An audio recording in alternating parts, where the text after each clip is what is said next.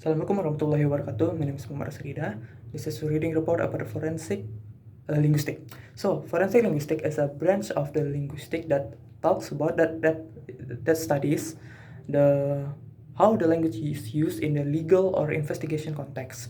So there are three areas of this, I think. So the first of all is forensic language. Forensic language is a linguistic analysis that uh, linguistic analysis that to support the civil or the criminal investigation. So the expert of this field is give the opinion and evidence to the court.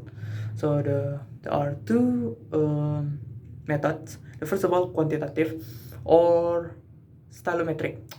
So stylometric is measure the linguistic part. So the pros about this is measurable and objective. The second one is stylistic or qualitative.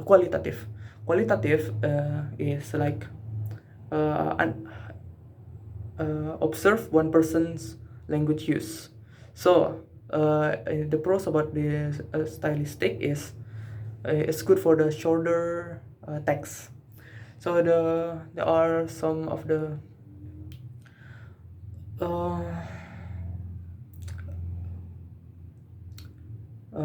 so in the forensic language, they have some flaws, such as the evidence of the forensic language. Some of them is not quite achieve the standard of the court, and the second is less scientific.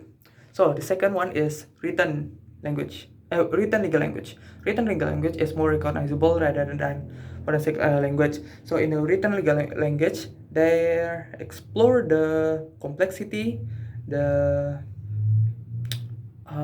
ambiguity, and reform the legal language to clarify it. So in this in legal language, there are some of features. The first of all is there has more sentences, around 9 times more than academic writing. So the second is nominal and professional phrase, and they use it and binominal expression. And the last is minimum punctuation. So according to so there are two types. The first is a easy-fied version is for the expert, and the simplified version of the legal language to the people, normal people. So in this part there are also discourse competence, such as textual competence. Textual competence is knowing the linguistic and communication in legal language. The second one is generic competence, is understanding the structure of the legal stuff, and the last is social competence, is like knowing the roles of the legal. So after that is communicative legal language. So the last area is it. So in communicative legal language is like a legal lay of the written legal language stuff. So it's like the spoken version of the legal written legal language. So in the communicative, person who learns it can speak clearly, uh, know what their side is, and can asking to other people, ask for help for other people, for example lawyer or translator. So after that there is a police investigation discourse, I think.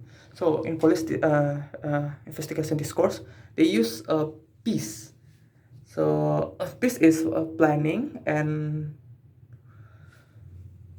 the P in peace is planning and preparation. The E is engage and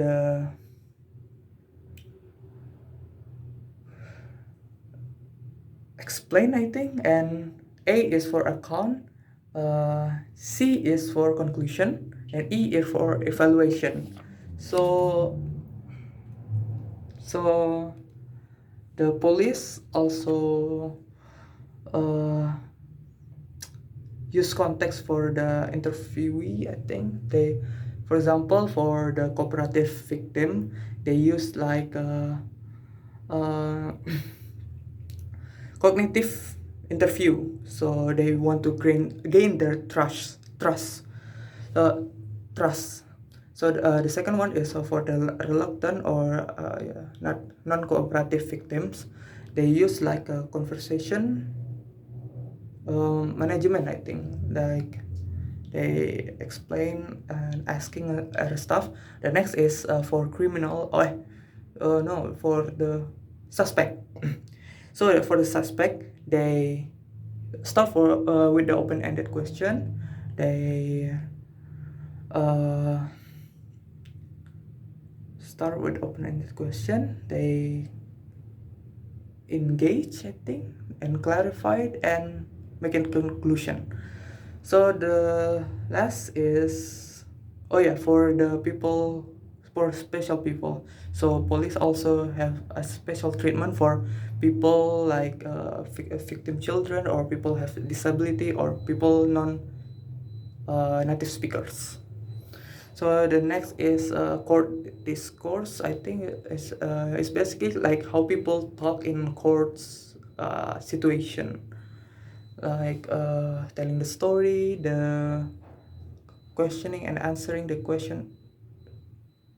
questions from the uh, what, lawyers or other kind of stuff. So the last part is the pedagogical implication. So pedagogical implication is like why this is important. The first of all is uh,